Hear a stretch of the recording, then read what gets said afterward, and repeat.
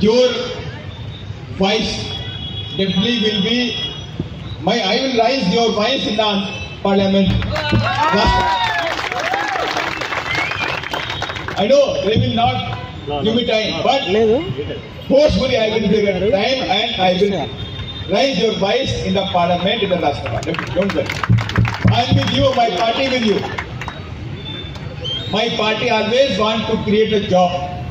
My party always want to do something, all of things in the field of education. My party is demanding free education for all. My icons, Mahatma Jyotirao Phule, 1881 in the front of Hunter Commission. That time he demanded free education for all. We also demanding free education for all poor Indians. Those are maybe BC, MBC, OBC, maybe SC, ST, but free education for all poor Indians. This is my party demand. 100% I will raise your voice in the parliament. My joint action committee will work in the all over the state, and we will request to all the political party in Andhra Pradesh, please, this is the pride of the Andhra Pradesh, save Gajek branch. Thank you. Jai Bhim, Jai Bharat, Jai Bharat. మనం పీడితుల మనల్ని పీడించే వాళ్ళ ఇది మనం అర్థం చేసుకోవాలి. ఈ రోజున steel plant సమస్య అంటే ఓన్లీ ఉద్యోగస్తుల సమస్య కాదు, ఇది ప్రజలందరి సమస్య. ఈ ఉత్తరాంధ్ర రాజకీయ భవిష్యత్తు సమస్య. ఈ రోజు చూద్దాం, మనకి ఢిల్లీ నుంచి బహుజన్ సమాజ్ పార్టీ రాజ్యసభ ఎంపీ అయినటువంటి మన గౌతమ్ రామ్జీ గారి ధర్నాకు వచ్చారు. ఎవరైనా ఎంపీ ఇక్కడికి వచ్చి ఎవరైనా సరే ధర్నాలు చేశారా? మీరు నిన్నగాక మొన్న గెలిపించుకున్నారు శ్రీ భరత్, చాలా కుర్రోడు, బాగా ఆయన మావ అయితే ఇంకా కుర్రోడు. ఆయన మావ చెప్పండి, అన్స్టాపబుల్ బాలకృష్ణ.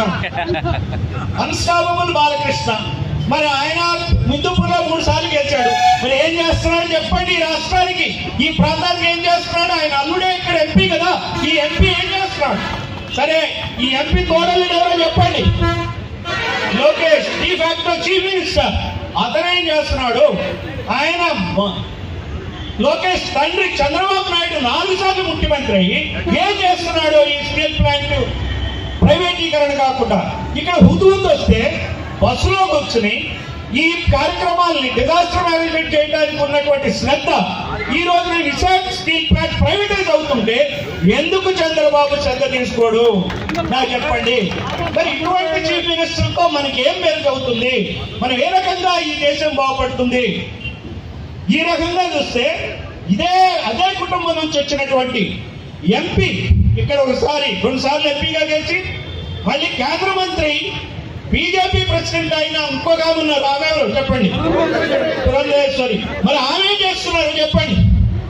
ఈ ఎంపీలు ఇప్పుడు ఆమె ఇక్కడ గెలిచింది, మళ్ళీ రాజమండ్రిలో ఎంపీ గెలిచింది. వీళ్ళంతా ఒకే కుటుంబంలో 5గురు ఉన్నారు. ఒక చీఫ్ మినిస్టర్, 3 ఎంపీలు, తర్వాత ఒక డిఫాక్టో చీఫ్ మినిస్టర్. 5గురు ఉండి ఈ రాష్ట్రానికి ఏం వరుగుతుందో చెప్పండి? ఈ స్టీల్ ప్లాంట్ కి ఏం వరుగుతుందో చెప్పండి? ఈ స్టీల్ ప్లాంట్ ని లాభాల బాటలో నడిపించలేనటువంటి తెలివి తక్కువ నాయకులు వీళ్ళు. మళ్ళీ వాళ్ళు వ్యాపారాలు వాళ్ళు నడుపుకోవట్లేదో చెప్పండి? ఏముంది ఆయన చంద్రబాబు గారికి ఉన్న పరిశ్రమ ఏంటి? హెరిటేజ్. అది మరి లాభాల్లో ఉందా నష్టాలు? కేంద్ర ప్రభుత్వంతో మాట్లాడి ఒక సరైన అధికారిని వేసి రోజు ఇది పర్యవేక్షణ చేయొచ్చు కదా. బస్సుల్లో పడుకొని హుదూద్ తుఫాన్ అని విజయవాడలో వరదలు వచ్చాయి. బస్సుల్లో పడిపోయే ముందు ఒక అరగంట పని మానిటర్ చేస్తే ఎందుకు రాదు చెప్పండి లాభాల్లోకి? ఏ రకమైనటువంటి పాలన ఈ రాష్ట్రంలో ఉంది? నేను 4 సార్లు ముఖ్యమంత్రి అవడం వల్ల మనకే ప్రయోజనం, ఆయనకి ప్రయోజనం, ఆయన ముందున్నటువంటి చీఫ్ మినిస్టర్ ప్రయోజనం, వాళ్ళకే ప్రయోజనాలు. మన ఆస్తులు అమ్ముతారు, వాళ్ళ ఆస్తులు పెరుగుతున్నాయి. ఇది మనం గమనించాలా. ఇది ఆషామాషిగా వదిలేటటువంటి వ్యవహారం కాదు. ఈ రోజున ఇక్కడ ఉన్నటువంటి మన గంగవరం పోర్టు రాజు ఆయన అమ్ముకుని వెళ్ళిపోయాడు. ఈ లోకల్ గా ఉన్నటువంటి కమ్మారెడ్డి పారిశ్రామికవేత్తలు బతకలేని పరిస్థితిలో అదానీలు జిందాలు తయారైపోయాయి. కానీ జిందాల్ ఇంకో కాదు ఉంది, దీన్ని చెప్పాలి. జిందాల్ దీని మీద కన్నేసి ఆయనకి స్టీల్ ప్లాంట్లు ఉన్నాయి.